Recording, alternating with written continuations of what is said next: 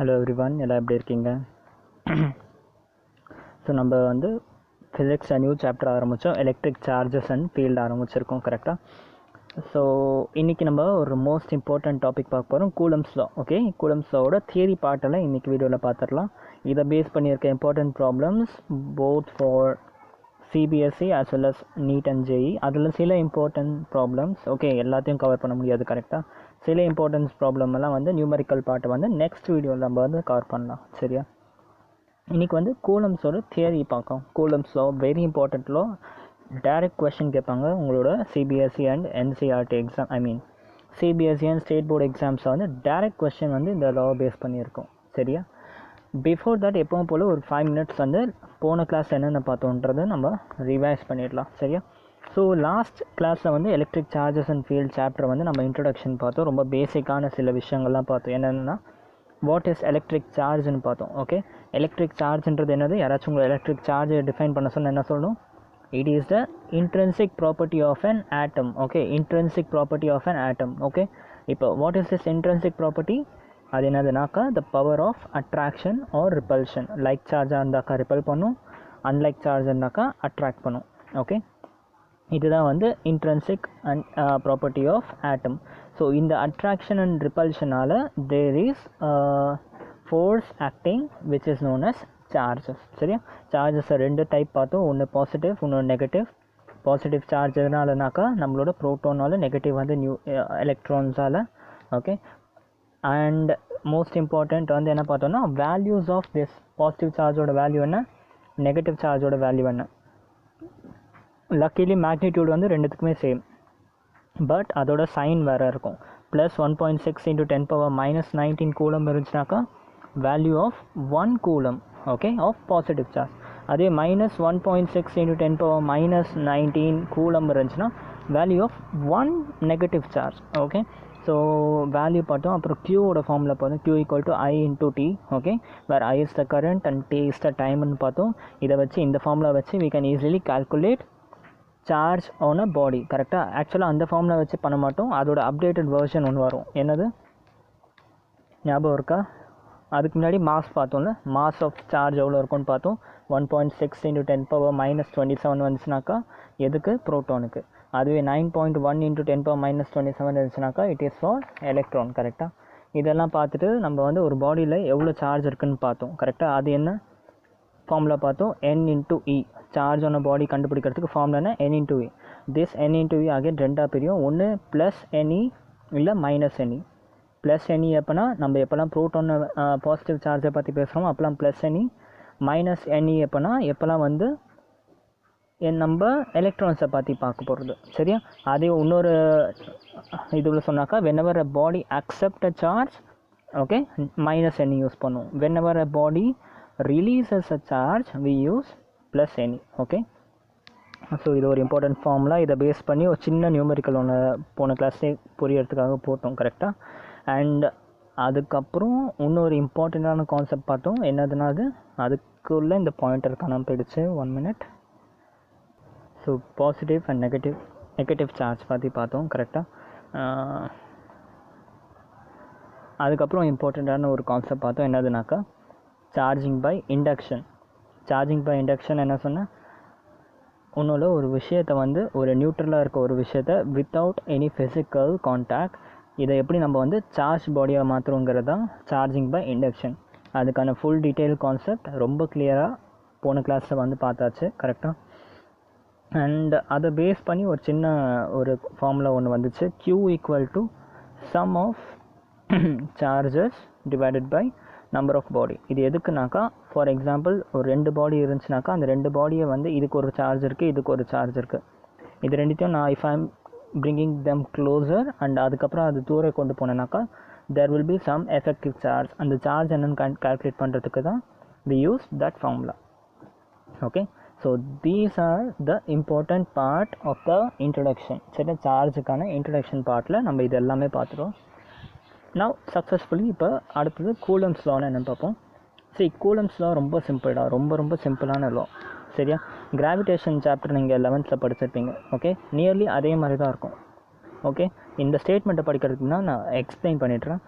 see நான் ரெண்டு charge எடுத்துக்கிறேன் q1 இது q இது q2 I have two charge q1 and q2 இதுக்கு நடுவில் இருக்க distance வந்து r okay distance between these two charges r இப்போ நான் என்ன சொல்கிறேன்னா I want to know okay இதுக்கு ரெண்டுத்துக்கும் நடுவில் what is the force between them okay what is the force between them இது கண்டுபிடிக்கிறதுக்கு கூலம் வந்து ஒரு law கண்டுபிடிச்சார் என்னன்னாக்கா if electric force between two static point charge okay static point charge is directly proportional to product of the charges and inversely proportional to square of the distance அதாவது the force between them is directly proportional to charge of the two object product அதோட ரெண்டுத்துக்கும் product இருக்கணும் கரெக்டாக and inversely proportional to distance between them square of the distance between them so this is the Coulomb's law சரியா சிம்பிளாக Coulomb's law என்ன state பண்ணால் இது ஒரு பார்ட்டிக்கல் இது ஒரு பார்ட்டிக்கல்னா இது ரெண்டுத்துக்கும் நடுவில் இருக்க ஃபோர்ஸ் எதை டிபெண்ட் பண்ணியிருக்குன்னா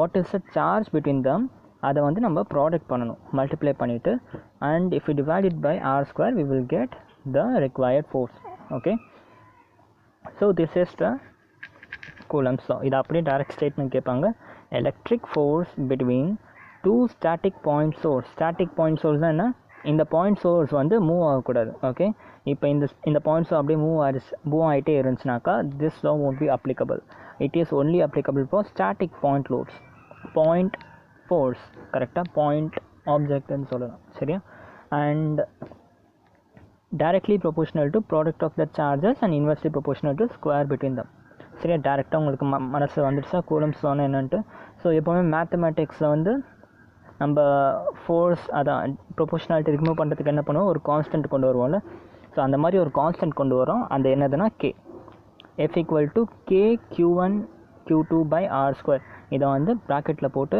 பாக்ஸில் போட்டு வச்சுக்கோங்க F equal to k into q1 q2 by r square okay where this k is called as Coulomb's constant okay இந்த கே வந்து ஸ்மால் கே ஞாபகம் வச்சுக்கோங்க இது small k and this small k is known as Coulomb's constant and Coulomb வந்து இதுக்கு வந்து ஒரு constant வேல்யூவும் கொடுத்துருந்தது என்னதுனாக்கா 9 × 10⁹ newton metre square by coulomb square சரி யூனிட் படிக்கிறது ரொம்ப ஈஸி கரெக்டாக உங்களுக்கு கேயோட வேல்யூ ஞாபகம் வச்சிங்கன்னா போதும் இந்த யூனிட் வந்து நீங்கள் இந்த ஃபார்முலாலேருந்தே கொண்டு வந்துடலாம் கேயோட வேல்யூ என்னன்னா 9 × 10⁹ ரொம்ப சிம்பிள் 9 × 10⁹ இப்போ ஃபோர்ஸோட யூனிட் என்ன நியூட்டன் ஆர் ஸ்கொயரோட யூனிட் என்ன metre square newton metre square இந்த q1 அண்ட் q2னா charge into charge C square so அதனால் newton metre square into C square அப்போ கேயோட யூனிட் எப்படி newton metre square into divided by C square okay ஒருவேளை நீங்கள் வந்து ஒன்லி சிபிஎஸ்சி எக்ஸாம் மட்டும்தான் ஃபோக்கஸ் பண்ணுறீங்கன்னா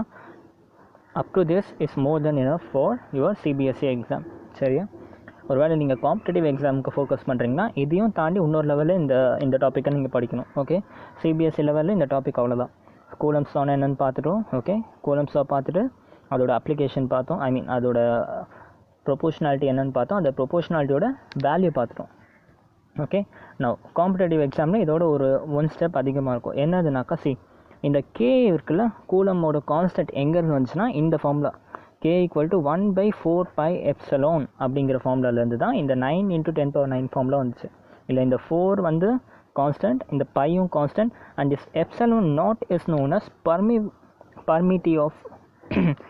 permeability of vacuum சரியா இல்லை தான் free space okay permittivity of vacuum or free space what is this epsilon of இது வரைக்கும் கிளியராக வச்சுக்கோங்க இது வரைக்கும் பிரச்சனை இல்லை கரெக்டாக இப்போ புதுசாக ஒரு விஷயம் பார்க்க போகிறோம் கே ஈக்குவல் டு 1/4πε0 ஓகே இதில் 4 constant pi constant epsilon naught is also and constant okay இதுக்கும் ஒரு கான்ஸ்டன்ட் வேல்யூ இருக்குது நான் what is this epsilon naught அப்படின்னா என்னென்னா permittivity ஆஃப் வேக்யூம் இல்லை ஃப்ரீ ஸ்பேஸ் ஓகே ஃபர்ஸ்ட் இந்த permittivity ஆஃப் வேக்யூம்னா என்னென்னு தெரிஞ்சுக்கலாம் அதுக்கப்புறம் அதோட ஃபார்முலா என்னென்னு பார்ப்போம் சரியா நம்ம லாஸ்ட் இயர் வந்து ரே ஆப்டிக்ஸ் படித்தோம் கரெக்டாக ரே ஆப்டிக்ஸில் நீங்கள் மியூன்னு ஒரு வேல்யூ படிச்சிருப்பீங்க ஞாபகம் இருக்கா கரெக்டாக மியூனா என்னது ரெஃப்ராக்டிவ் இண்டெக்ஸ் கரெக்டாக ரெஃப்ராக்டிவ் இண்டெக்ஸ்னு ஒரு வேல்யூ பார்த்தோம் ஓகே ரெஃப்ராக்டிவ் இண்டெக்ஸும் பார்த்தேன் ஏருக்கு ரெஃப்ராக்டிவ் இண்டெக்ஸ் என்னது 1 வாட்டருக்கு ரெஃப்ராக்டிவ் இண்டெக்ஸ் என்னது 1.3 சரியா ஸோ என்ன பண்ணும் இந்த ரெஃப்ராக்டிவ் இண்டெக்ஸை வச்சு we use to determine what இதுவே நிறைய பேருக்கு தெரியாது இப்போ நான் கேட்ட கொஸ்டினே இதுக்கே ஆன்சர் நிறைய பேருக்கு தெரியாது. சரியா? நான் என்ன கேட்குறேன்னா, எல்லாருக்குமே ரெஃப்ராக்டிவ் இண்டெக்ஸ்னால் என்ன தெரியும், அதோட ஃபார்முலாவும் என்னென்னு தெரியும். கரெக்டாக? Velocity of light in air by velocity of light in the medium அப்படின்னு பார்ப்போம். இந்த மியூவை நம்ம எதுக்கு யூஸ் பண்ணுவோம்? இப்போ நான் சொன்ன ஃபார்முலாலேயே ஆன்சர் கொடுத்துட்டேன். ஆக்சுவலாக கொஞ்சம் இன்டெலிஜென்ட்டாக இதை வச்சு சொல்லிடலாம். ஓகே, மியூவை வச்சு நம்ம என்ன கண்டுபிடிப்போம்னா, நானே சொல்லிடுறேன். we used to find the velocity of light in the medium. புரியுதா? ஸோ நம்ம என்ன பண்ணோம்னா, மியூன்ற ஒரு கான்ஸ்டன்ட் ஒன்று க்ரியேட் பண்ணி, மியூ ஈக்குவல் டு ஏருக்கு 1, மியூ வாட்டருக்கு வந்து 1.33, மியூ கிளாஸ்க்கு வந்து இன்னும் அதிகம் 2. ஓகே, எக்ஸாக்டாக 2 கிடையாது, நியர்லி ஈக்குவல் டு 2ன்னு வரும். சரி, அதுக்கு இங்கே பார்த்துக்கோங்க. ஸோ அந்த மாதிரி ஒரு மீடியமுக்கு ஒரு மியூ வேல்யூ கொடுத்து வச்சுருப்போம். இப்போ if I ask what is the speed of light in water, அப்போ என்ன பண்ணுவோம், சிம்பிள் மியூவை வந்து இன்டூ மியூ கூட வந்து வெலாசிட்டி ஆஃப் லைட்டை டிவைட் பண்ணோம்னாக்கா you will get the speed of water. கரெக்டாக? ப்ராடக்ட் பண்ணோம்னா ஸ்பீட் ஆஃப் வாட்டர் கிடச்சிடும். அதே மாதிரி தான் த சேம் வே. ஓகே, இந்த கேஸில் நம்மளோட என்னது எலக்ட்ரிசிட்டியில் ஒரு கைண்ட் ஆஃப் மியூ மாதிரி தான் நம்மளோட பர்மிட்டிவிட்டி ஆஃப் வேக்யூம், அதாவது நம்மளோட எப்சிலான். புரியுதா? It is just a constant epsilon. இது என்னென்னா ஒரு மீடியமுக்கும் ஒரு வேல்யூ இருக்கும், எப்சிலானோட வேல்யூ. ஓகே, அதுலேயும் ஸ்பெஷலாக எப்சிலான் நாட்னா என்னன்னாக்கா ஏர். ஓகே, இது ஒரு விதமான ஏரில் என்ன கான்ஸ்டன்ட் அப்படிங்கிறது தான் எப்சிலான் நாட். ஓகே, இந்த எப்சிலான் நாட்டை எப்படி, அதுக்கு என்ன வேல்யூனா பர்மிட்டிவிட்டி. இந்த இடத்துல பாருங்கள், நான் ஜூம் பண்ணுறேன். C, forget about this C and all. சரியா? எப்சிலான் நாட்டோட வேல்யூ என்னன்னாக்கா 8 into 8.5, 8.85 into 10 power minus 12. Okay, permittivity of free ஸ்பேஸ்ன்னு சொல்லலாம், இல்லை வேக்யூம்னு சொல்லலாம். சரியா? 8.85 into 10 power minus 12. ஸோ இதை வந்து ஒரு ஸ்டாண்டர்ட் மாதிரி எடுத்திருக்கோம். ஸோ 4π into எப்சிலான் நாட்டு வந்து போட்டோம்னா இந்த எப்சிலான் நாட்டுக்கும் ஒரு constant value 8.85 into 10 power minus 12. சரியா? அதே மாதிரி இன்னொரு ஈக்குவலாக ஒரு டேர்ம் ஒன்று வரும், பர்மியபிலிட்டி. ஓகே, அதுவும் சேம் ஒரு கான்ஸ்டன்ட் தான். Okay, permittivity and permeability are interrelated. சரியா? அதோட வேல்யூ என்னன்னா 40 into 10 power minus 7. ஓகே, நான் இப்போ ஆக்சுவலாக 40 கிடையாது, 4 into 5 வரும். 4 into 10 power minus 7 வரும். சரியா? சி, இது எதுவுமே புரியலனா டோன்ட் வரி, கவலையே படாதீங்க. ஃப்யூச்சரில் இந்த சாப்டர் இதை பற்றி நம்ம டீட்டெயிலாக படிக்க போகிறோம். இதை பற்றி உங்களுக்கு எல்லா இன்ஃபர்மேஷனும் கிடைக்கும். இதே எலக்ட்ரிசிட்டியில் இந்த சாப்டரில் ஒரு 2 சாப்டர் தள்ளி போனதுக்கப்புறமா இதோட கம்ப்ளீட் ஐடியா கிடைக்கும். இப்போதைக்கு just remember epsilon is a constant. சரியா? அண்ட் இப்போ நான் சொல்கிற ஸ்டோரியெல்லாம் சும்மா மைண்டில் வச்சுக்கோங்க, இதெல்லாம் எக்ஸாம் எழுதணுன்ட்டு கிடையாது இந்த சாப்டரில். Okay, no need to write this thing in the exam. சரியா? எக்ஸாமில் வந்து இதோட முடிஞ்சு, இந்த 9 to 10 power 9 முடிஞ்சு. சரியா? ஜஸ்ட் ஃபார் நாலேஜ் பர்பஸ் நான் உங்களுக்கு கொஞ்சம் டீப்பாக எடுக்கிறேன். ஆக்சுவலாக இது டீப்பும் கிடையாது, இதோட நிறைய சொல்ல வேண்டிய விஷயம் இருக்குது. பட் பார்ப்போம், டைம் கிடச்சிச்சின்னா we will just review and இதில் எக்ஸ்ட்ரா இருக்கிறதெல்லாம் நம்ம படிப்போம். இப்போதைக்கு உங்கள் NCERTக்கு தேவைப்படுற அளவுக்கு நம்ம படிச்சுட்ருக்கோம். சரியா? நவ் ஸோ இப்போ ஸ்பீட் ஆஃப் லைட் எல்லாருக்கும் இது 3 into 10 power 8 metre per second பார்ப்போம். கரெக்டாக? இந்த ஸ்பீட் ஆஃப் லைட் எங்கேருந்து கொண்டு வந்தோன்னா இந்த விஷயத்துலேருந்து தான் கொண்டு வந்தோம். Okay, C = 1/√of μ0 into E0. Okay, so E0 ஒரு கான்ஸ்டன்ட், அதோட வேல்யூ தெரியும். μ0 ஒரு கான்ஸ்டன்ட், அதோட வேல்யூ தெரியும். இதை நம்ம சப்ஸ்டிடியூட் பண்ணோம்னா we use to get the speed of light. Okay, இப்படி தான் ஸ்பீட் ஆஃப் லைட் நம்ம கண்டுபிடிப்போம். ஓகே, ஸோ இது வரைக்கும் என்னென்ன பார்த்துருக்கோம், just electric charge and field சாப்டரில் கூலம்ஸ் லா ஸ்டார்ட் பண்ணோம். கூலம்ஸ் லா வந்து இது வரைக்கும் முடிஞ்ச கூலம்ஸ் லா. அதை தாண்டி இன்னும் ஒரு பேசிக் அண்டர்ஸ்டாண்டிங்காக we used to கிடையாது we studied epsilon naught. Epsilon நாட்னா என்னென்னு பார்த்தோம். எப்சிலான் நாட்டோட ஒரு ப்ரீஃப் ஓவர்வியூ பார்த்தாச்சு நம்ம. கரெக்டாக? ஐ திங்க் இப்போ உங்களுக்கு எப்சிலான் நாட்டை பார்த்தா ஒரு ஆடான ஃபீலிங் வராதுன்னு நினைக்கிறேன். பிகாஸ் நான் இவ்வளோ சொன்னதுக்கு காரணமே அதை பார்த்தா உங்களுக்கு ஓரளவுக்கு ஐடியா இருக்கும். மற்றவங்களுக்கு கம்பேர் பண்ணுறப்போ இப்போ உங்களுக்கு எப்சிலான் நாட்டுன்னு சொன்னாக்கா தெரியும், அது ஒரு கான்ஸ்டன்ட், இட் இஸ் லைக் μ0 அப்படின்னு உங்களுக்கு வந்து ஒரு கிளாரிட்டி கிடச்சிருக்கு. சரியா? நவ் இப்போ சரியா, இப்போ நம்மளோட ஃபோர்ஸ் இருக்குல்ல, ஃபோர்ஸ் பிட்வீன் த 2 சார்ஜஸ், அதுக்கு வந்து 2 ஃபார்முலா இருக்குது. ஓகே, ஒருவேளை நீங்கள் சார்ஜஸ் ரெண்டுத்தையும் வேக்யூமில் வச்சிங்கன்னா இல்லை ஏரில் வச்சிங்கனாக்கா உங்கள் ஃபார்முலா வந்து என்ன ஆகுனா இப்படி மாறிடும்.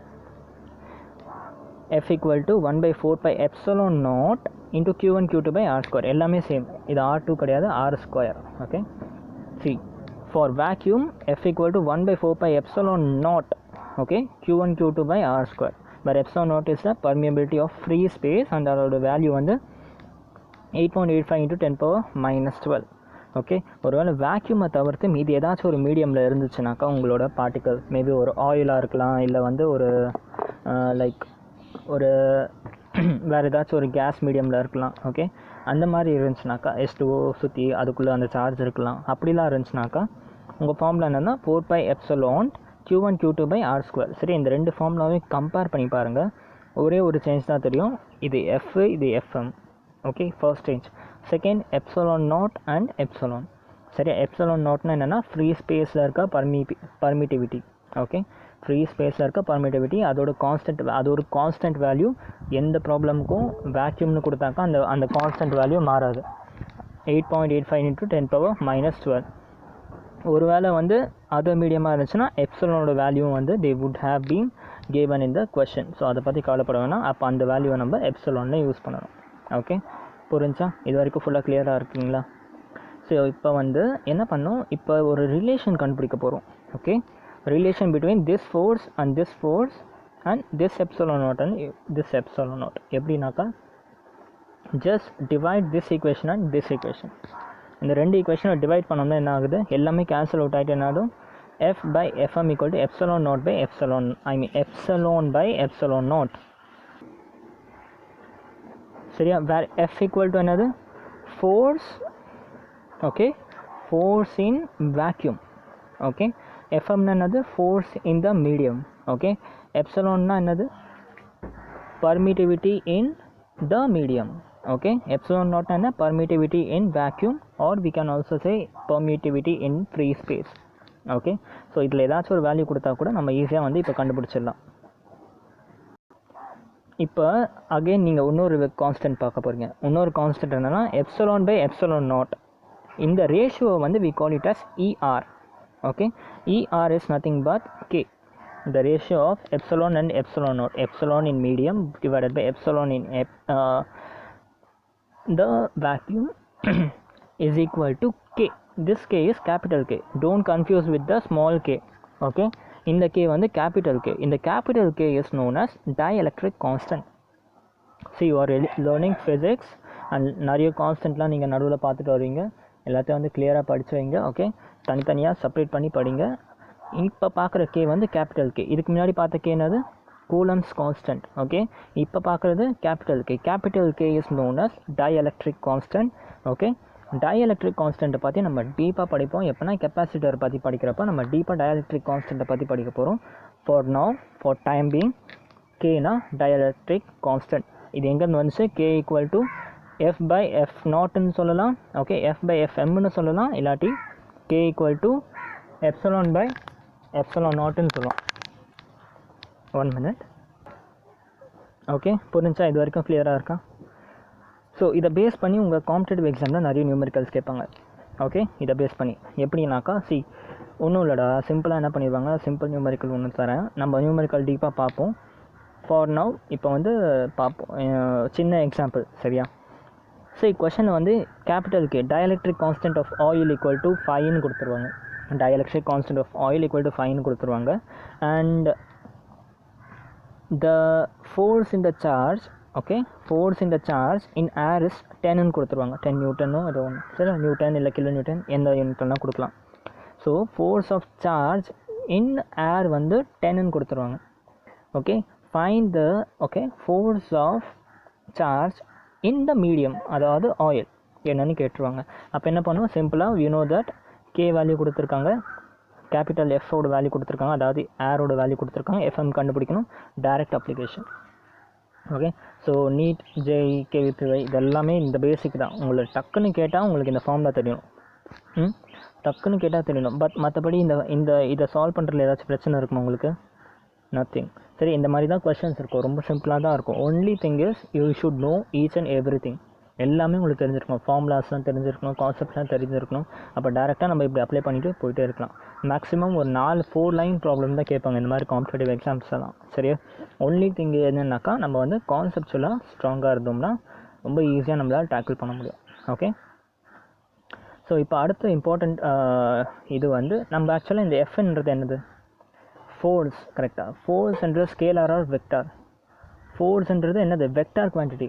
ஓகே, இப்போ நம்ம பார்த்த equation F = Q1 Q2 by R² into Kன்றது என்னது, திஸ் இஸ் மேக்னிடியூட். ஓகே, இன்னும் நம்ம ஃபோர்ஸை வெக்டாராக படிக்கல. ஓகே, ஃபோர்ஸை வெக்டாராக படிக்கணும்னா என்ன பண்ணணும், see that is a separate topic. Okay, vector formula for Coulomb's law. Coulomb's law மேக்னிடியூடாக படித்தாச்சு. இப்போ நம்ம வந்து கூலம்ஸ் லா வெக்டார் ஃபார்முலா படிக்க போகிறோம். ஓகே, எக்ஸு ஒய்னு வச்சுக்கோங்க. ஓகே, எக்ஸில் வந்து சார்ஜ் இருக்குது, ஒயில் வந்து ரேடியஸ், அதாவது டிஸ்டன்ஸ் பிட்வீன் தம் வந்து ஒயில் இருக்குது. ஓகே, இப்போ as shown in the figure xy plane we have taken q charges, q1 2 charges q1 q2. சரியா, ஒரு பிளேன் xy பிளேனில் ரெண்டு சார்ஜ் கன்சிடர் பண்ணிக்க, q1 and q2. Okay, r1 and r2 are position vector of the charge q1 and q2 with respect to origin. சரி, position வெக்டார்னா என்னன்னு தெரியும்ல. இப்போ இந்த சார்ஜை ஓகே நான் ஆரிஜின் கூட ஜாயின் பண்ணிட்டேன், this part is known as position vector. Okay, so r1 and r2 are the position vector and joining q1 and q2 respectively. Okay, இப்படி தான் ஸ்டேட்மெண்ட்டில் எழுதணும். ஓகே, இப்போ force between the two charge எப்படி கண்டுபிடிப்போம், force between the two charges given by k q1 q2 by r². ரொம்ப நல்லா தெரிஞ்சிருக்கும். கரெக்டாக, now நமக்கு ஃபோர்ஸ் தேவையில்ல, we need force vector. Okay, vector எப்படி கண்டுபிடிப்போம், மேக்னிடியூட் இன்ட்டு என்ன பண்ணுவோம், யூனிட் வெக்டார் பண்ணுவோம்ல, in order to get the vector quantity.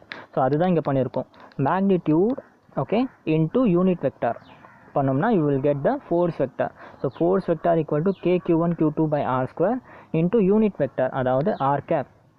Okay, இந்த r கேப்போட வேல்யூ எப்படி கண்டுபிடிப்போம், யூனிட் வெக்டார் தெரிஞ்சால் உங்களுக்கு இது தெரிஞ்சிருக்கும். r cap எப்படி கண்டுபிடிப்போம்னா simple, r vector divided by magnitude of r vector. Simple, அவ்வளோதான். r vector divided by magnitude of r vector. புரியுதா? ஸோ இந்த மாதிரி தான் r cap கண்டுபிடிப்போம். ஸோ ஜஸ்ட் இதை சப்ஸ்டியூட் பண்ணுங்கள், இந்த வேல்யூ எடுத்து இங்கே சப்ஸ்டியூட் பண்ணோம்னா என்ன கிடைக்கும், f vector equal to k q1 q2 into r vector divided by r cube. So அவ்வளோதான். ஸோ வெக்டார் ஃபார்மில் வேணும்னாக்கா என்ன பண்ணணும், k q1 q2 into r vector divided by r cube பண்ணோம்னாக்கா நமக்கு வெக்டார் ஃபார்மில் ஆன்சர் கிடச்சிடும். சரியா, இது ஒரு நியூ ஃபார்மில், இதை நோட் பண்ணி வச்சுக்கோங்க. ஓகே, புரியுதா, இது வரைக்கும் புரிஞ்சா இதை வந்து ப்ராக்கெட் போட்டுட்டு எழுதி வச்சுக்கோங்க. ஸோ இது வந்து general formula, f vector equal to k q1 q2 by r cube into r vector square. Okay, இப்போ இந்த சார்ஜ், இப்போ இதை நம்ம எக்ஸாக்டாக பார்த்தோம்னா 1 minute, கம் ஆன். ஸோ என்ன பண்ண போது, இந்த சார்ஜ் வந்து due to charge q1 there will be some force experienced on q2. கரெக்டாக, q1னால q2க்கு சில ஏதோ ஒரு ஃபோர்ஸ் எக்ஸ்பீரியன்ஸ் ஆக போது. இந்த same way q2 will experience, q2 will show some force in q1. அப்போ ரெண்டுத்துக்கும் தனித்தனியாக வந்து நம்ம என்ன பண்ணணும், ஃபோர்ஸ் கண்டுபிடிக்கணும். அது எப்படின்னாக்கா, ஃபோர்ஸ் ஆன் 1 டியூ டு 2, சிம்பிளாக ட்ரிக்காக சொல்லித்தரேன், நல்லா கவனிங்க. ஃபோர்ஸ் ஆன் 1 டியூ டு 2 கண்டுபிடிக்கணும்னு என்ன பண்ணுவோம், f vector 1 2 எதோட ஃபோர்ஸ் கண்டுபிடிக்கணுமோ அதை வந்து நம்ம இங்கே எழுதிக்கணும். ஓகே, ஃபர்ஸ்ட் வந்து அதை எழுதிக்கணும், அதுக்கப்புறம் செகண்ட் வந்து 2 போட்டுக்கணும். So force on first object due to second object, force on first object due to second object equal to k into first 1 எழுதிக்கோங்க, அப்புறம் 2 எழுதிக்கோங்க. Okay, into r12. இந்த ஃபார்மேட் ரொம்ப முக்கியம். ஓகே, 1 டியூ டு 2னாக்கா 1 2 1 2 1 2ன்னு வரும். சரியா, அதுவே வந்து 2 டியூ டு 1னா அப்படியே இது ரிவர்ஸை மாறிடும். சரியா, இப்போதைக்கு வந்து k q1 and q2 r12 cube okay into r வெக்டாரோட ப்ராடக்ட் 1 2. சரியா, ப்ராடக்ட்னு சொல்லக்கூட வெக்டார் அடிஷன்னு சொல்லணும். சரியா, ஸோ இப்போ எப்படி r12 எப்படி கண்டுபிடிப்போம்னா, simple vector addition, r1 vector minus r2 vector square, r1 vector minus r2 vector square கிடையாது. Okay, r1 vector minus r2 vector பண்ணோம்னா r12 கிடச்சிரும். அண்ட் எப்படி வந்து r12 க்யூப் கால்குலேட் பண்ணோம்னா, சிம்பிள் மேக்னிடியூட் தான் வேணும் நமக்கு. சரியா, ஸோ சிம்பிளாக மேக்னிடியூட் கண்டுபிடிச்சிட்டு இதோட மேக்னிடியூட், ஓகே இதோட மேக்னிடியூட் கண்டுபிடிச்சி அதை வந்து க்யூப் பண்ணோம்னா ஆன்சர் கிடச்சிரும். புரியுதா என்ன சொன்னேன்ட்டு, r12 வேணும், ரிசல்டன்ட் வெக்டார் மாதிரி தான் இதுவும். சரியா, r1 மைனஸ் r2 பண்ணிவிட்டு ஓகே ஜஸ்ட் அதோட மேக்னிடியூட் கண்டுபிடிச்சிட்டு க்யூப் பண்ணிங்கன்னா r12 க்யூப் கிடச்சிரும். ஓகே, இப்போதைக்கு ஃபார்முலா வந்து தருவா இருங்க, நம்ம நியூமெரிக்கல் சால்வ் பண்ணுறப்ப இந்த விஷயம்லாம் உங்களுக்கு ரொம்ப கிளியராக இருக்கும். சரியா, அதே மாதிரி you can do it for F21. F21 என்னென்னா சிம்பிளாக இதை வந்து 2 1 2 1 2 1 அதே விஷயம் தான், ஜஸ்ட் ரிவர்ஸில் போட்டுடணும். ஓகே, ஸோ இப்போ R21 வெக்டார் எப்படி கண்டுபிடிப்போம்னா R2 vector minus R1 vector, எது ஃபர்ஸ்ட் இருக்கோ அதை வச்சுக்கணும், எது செகண்ட் இருக்கோ அதை செகண்ட் வச்சுக்கணும். ஓகே, அதே மாதிரி இதில் வர ஆன்சரை வந்து நம்ம மேக்னிடியூட் எடுத்து க்யூப் பண்ணோம்னாக்கா you will get R21 whole cube. சரியா? ஸோ இதுதான் வந்து ரெண்டு விஷயம். சரியா? So force due to 1 2 force due to 1 force on 1 due to 2ன்னு கேட்டாக்கா you should go with this equation. அதை அப்படியே இங்கே சப்ஸ்டியூட் பண்ணிட்டேன். ஓகே, 1 2 1 2 1 2 1 2 1 2 எல்லா இடத்துலையும் 1 2. ஃபோர்ஸ் டியூ டு 2 1னாக்கா 2 1 2 1 2 1 எல்லா இடத்துலையும் 2 1. Okay, so according to Newton's law F12 equal to F21. சரியா? இது எந்த லா ஆக்சுவலாக? Newton's third law. According to Newton's third law இந்த இடத்துல வந்து Newton's law is obviously coming to be true. சரியா? So this is what I wanted to say about Coulomb's law. சரியா? Coulomb's லா base பண்ணி நிறைய நியூமெரிக்கல்ஸ் இருக்குது. And most important நியூமெரிக்கல்ஸாக நம்ம solve பண்ணிடலாம். பட் அதை மீறி இங்கே நிறைய நியூமெரிக்கல் சால்வ் பண்ணும். மோஸ்ட்லி நம்ம நியூமெரிக்கல் கிளாஸ் நாளைக்கு எடுத்துடலாம். நியூமெரிக்கல் கிளாஸ் நாளைக்கு பார்த்துட்டிங்கன்னா இந்த டாபிக் ஃபுல்லாக கிளியர் ஆகிடும். இன்றைக்கி டாபிக் வந்து கொஞ்சம் ப்ராப்ளமேட்டிக்காக, ஐ மீன் கொஞ்சம் சிம்பிளாக தான் இருந்திருக்கும். சரியா? சீக்கிரமாக படித்து முடிச்சுட்டு ஓகே ரிவிஷன் ப்ராப்பராக பண்ணிவிடுங்க. Thank you so much. Good bye.